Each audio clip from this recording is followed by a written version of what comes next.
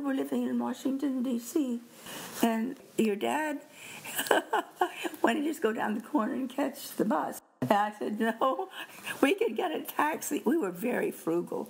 And so we got a taxi, and we got to Providence Hospital, and your dad let me out of the car, and then he was going to go to work.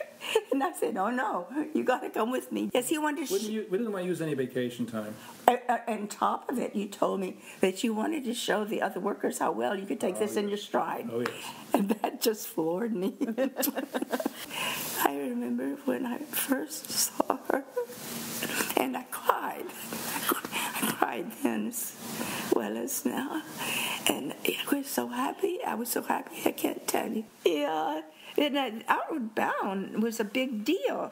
She had to, one of the things she had to do, she was given 6 matches. That's all. I mean, no sleeping bag, no tarp. Yes, right. That's no sleeping bag, no tarp, no tent. No tent, no, nothing, but 6 matches. That was it. So at night, she would just lay down on the ground. That was it. And I'm not sure, boy, I would have found that really hard. Yes. And but she loved the camp. And when she came back home, I went together at the airport, and she got off the plane.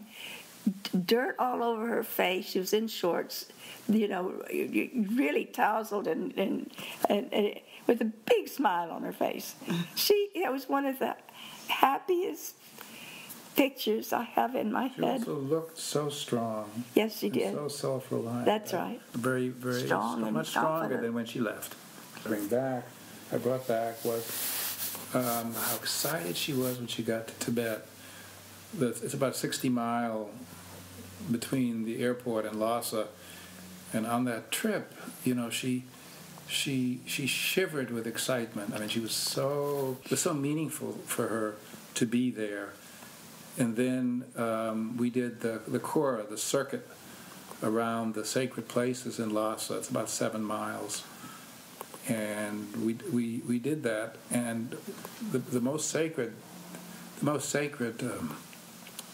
temple called the Jokung. When you go, one of the things you can do is you can go put your head up against the altar of the big statue of the Buddha, and the guide who was with us, who was shepherding us, told her she had to take her headscarf off.